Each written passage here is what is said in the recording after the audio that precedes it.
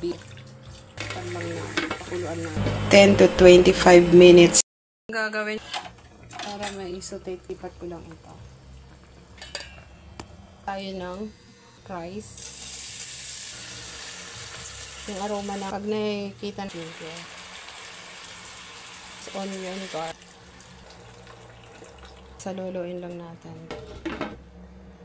Ito dito. Ng pino.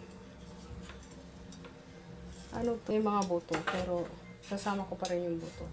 Maalis ko muna yung laman.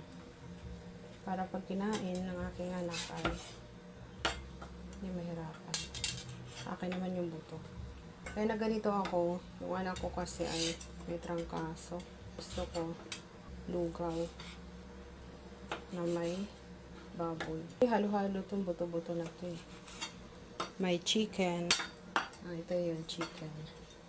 Yung mga buto, hindi ko na yan tinapon.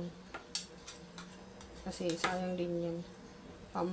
Dagdag panpalasa.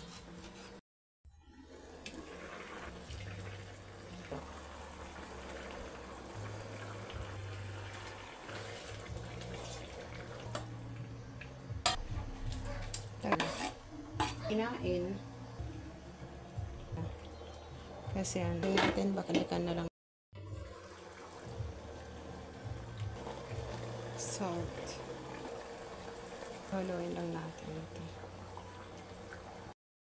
So, hindi ko nyo yung pinakita sa inyo, guys. Inad ko yung bahaw. Ito. Lulubog lang natin. Diba? Para sabaw-sabaw. Ano, mawala yung kanyang lampa ng salt. Lasa. Ang sarap. Ang sarap, guys. Ang sarap. Ang lasa niya.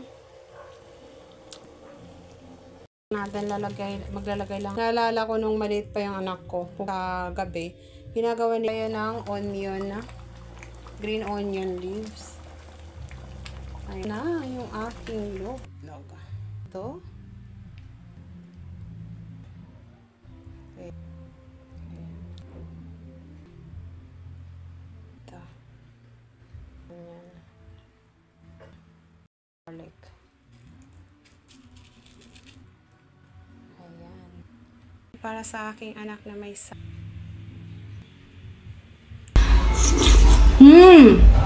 ang lasa niya, sarap. Yummy.